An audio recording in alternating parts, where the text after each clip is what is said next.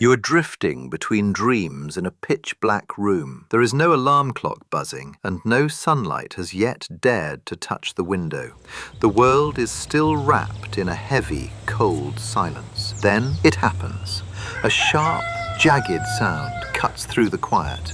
It is a call so piercing, it feels like it was meant to shatter the dark. Seconds later, a faint reply echoes from the distance, a ghost of the first sound. You check your phone. The screen glows against your eyes, revealing a truth that defies logic. It isn't even sunrise yet. We've all been taught a comfortable lie, that roosters crow because they see the sun. But if the horizon is still hidden and the light hasn't changed, what exactly are they shouting at? Look closer at the rhythm. It isn't a random noise, it's a calculated announcement. One bird speaks, and the others wait their turn. It is an ancient order, a complex alignment of internal systems, social hierarchy, and an invisible clock that never misses a beat. Why do they greet a sun they cannot see?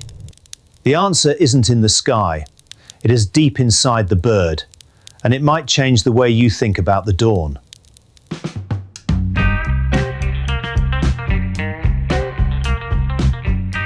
To understand the crow, you must first understand the instrument.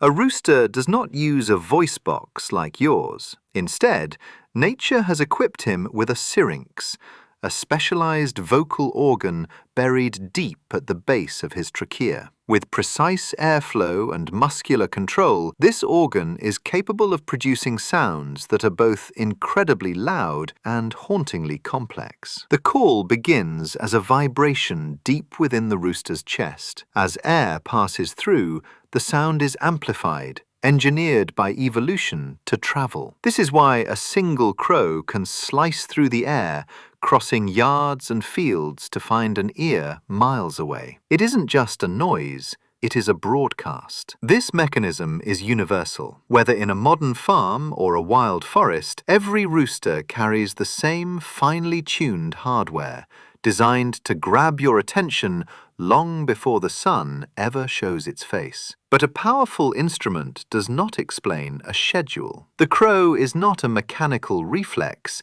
It isn't a light switch that flips when a ray of sun hits a feather. It is a sophisticated behavior, governed by something much more mysterious than simple daylight. Roosters, like so many living things on this planet, live by an ancient, invisible law, the circadian rhythm. This is an internal biological clock that cycles every 24 hours, ticking deep within their cells. While light and darkness help calibrate this clock, the rhythm does not wait for the sun to break the horizon. In scientific experiments, even when kept in total, constant darkness, roosters maintain their pattern of rest and activity. The body remembers the time, even when the sky forgets to show it. In the quiet hours just before dawn, while you are still tucked under your blankets, the rooster's body is already preparing for battle. His alertness ramps up, his heart rate climbs. He doesn't crow because he sees the morning, he crows because his body knows the morning is an inevitability. He is anticipating the light, not reacting to it. This is why, in the sterile environment of an artificially lit barn, a rooster will still shout at a schedule that matches the lights. His rhythm locks onto whatever pattern promised the day. He doesn't need to see the sun to behave like the day has begun. But if this were only about an internal clock, why must it be so loud? Why shatter the peace of the entire valley?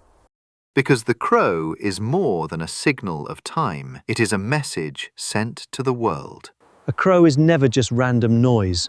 It is a broadcast of presence, a sonic boundary, and a declaration of status.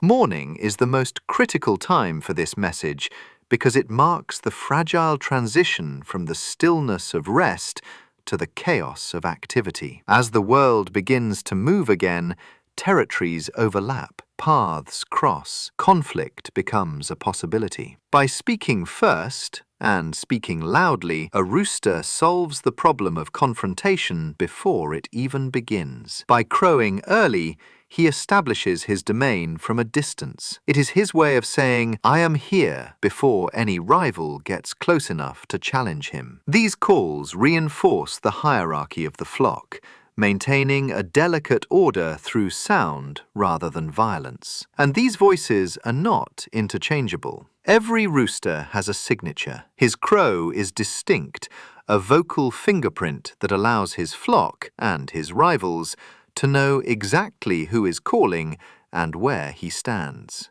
It is identity, location, and power, all compressed into one piercing sound. So, when you hear that call cutting through the dark, you aren't just hearing a bird waking up. You are hearing a social map being drawn over the landscape, a boundary line made of sound that you cannot see, but every other rooster must respect.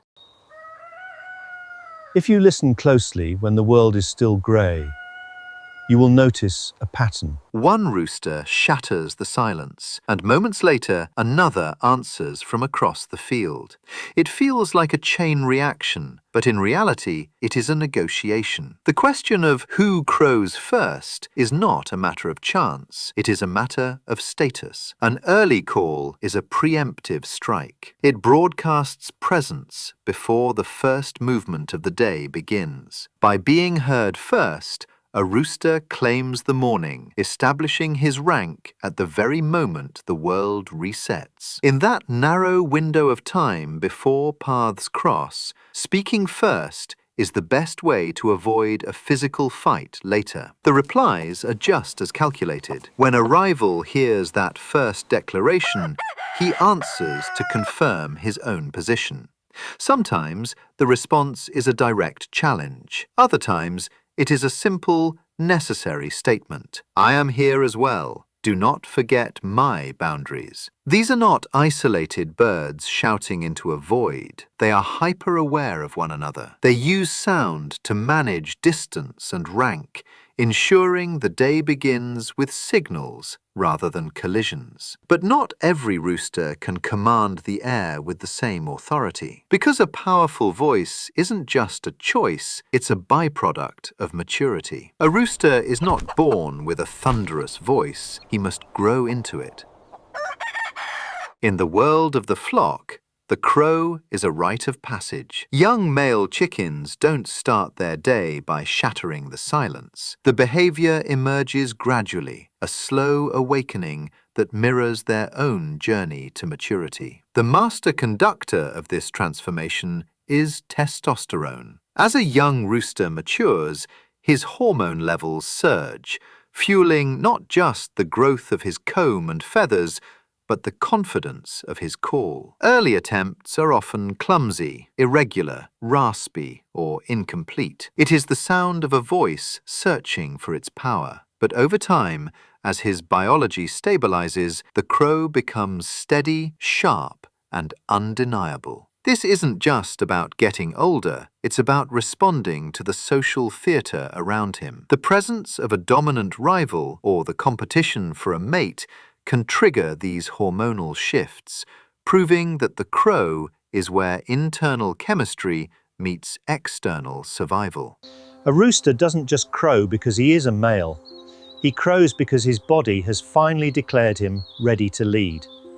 If the internal clock explains the dawn, what explains the rest of the day? A rooster does not stop being a guardian once the sun is up. He crows throughout the day, as a living, breathing response to the shifting world around him. To him, the environment is not static, it is a stream of information. Anything that breaks the usual pattern, a sudden movement, an unfamiliar sound, a shift in shadows, or the arrival of a stranger can trigger a call. Think of it as a general alert system. When a farmer enters the yard, a loud truck rumbles by, or a predator lurks in the tall grass, the rooster shouts to the sky. He isn't just making noise, he is signaling to his flock and his rivals that something is happening. He is the radar of the farm, constantly scanning for the unexpected. Morning is simply the most predictable trigger. It is the moment when the light increases most dramatically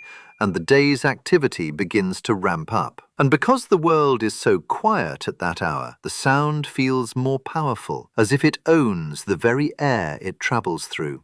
But nature is rarely perfect. Sometimes the system triggers when it shouldn't.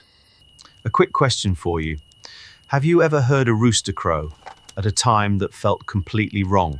Perhaps in the dead of night, during a violent storm, or right after a sudden, strange noise. Drop the strangest wrong-time crow you've ever heard in the comments. I read them all, and they are always more fascinating than people expect. Once you peel back the layers of biology and instinct, the crow begins to change shape in your mind. It is no longer just a loud, annoying alarm clock. It is a masterpiece of alignment. Part of it is timing, an ancient internal clock pushing a body toward wakefulness long before the light arrives. Part of it is social, a sophisticated message that draws invisible lines across the landscape, managing peace through sound. And part of it is the world itself, a reaction to the unexpected, turning a simple bird into a living alert system. The sound you hear tomorrow morning will stay the same. The decibels won't change, and the piercing pitch will be just as sharp. But your interpretation will be different. You are no longer hearing a bird reacting to the sun. You are hearing a creature anticipating the future and protecting its world. The ordinary has become extraordinary, simply because you now know what lies beneath. For millennia, the rooster's crow has felt purposeful to us, as if the animal were a deliberate herald announcing the arrival of the day. This impression wasn't an accident. The sound is too consistent, too perfectly placed in those fragile, quiet hours before the world wakes up. Before mechanical gears and digital screens governed our lives, humanity looked to the landscape for a pulse. The rooster became our most reliable signal, a living ticking of the clock that promised the dark was about to end. Over generations, this reliability hardened into a simple, universal explanation. Roosters crow because the sun rises. Modern science hasn't come to erase that old association. It has only come to reveal the magnificent machinery underneath it. The rooster doesn't just mark the time for us, he lives the time. His body is the clock. His voice is the alarm, and his existence is a bridge between the ancient wild and the modern world we've built. Roosters crow in the morning because a symphony of factors align at the edge of dawn.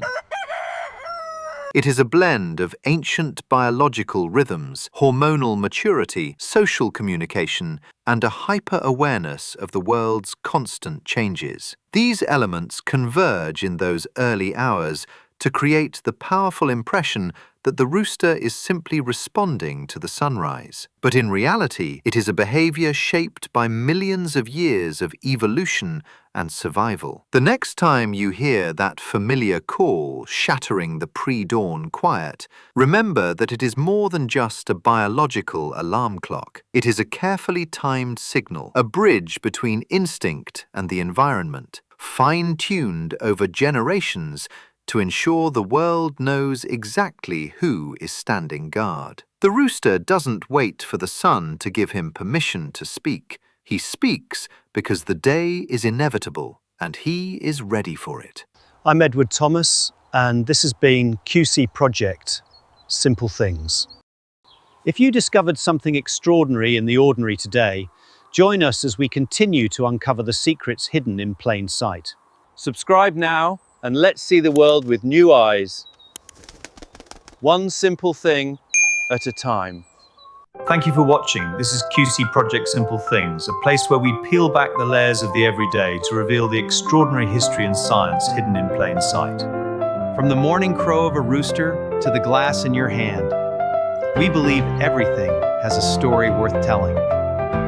If this journey changed the way you see the world today, consider subscribing to follow our upcoming explorations. Until then, keep looking closer.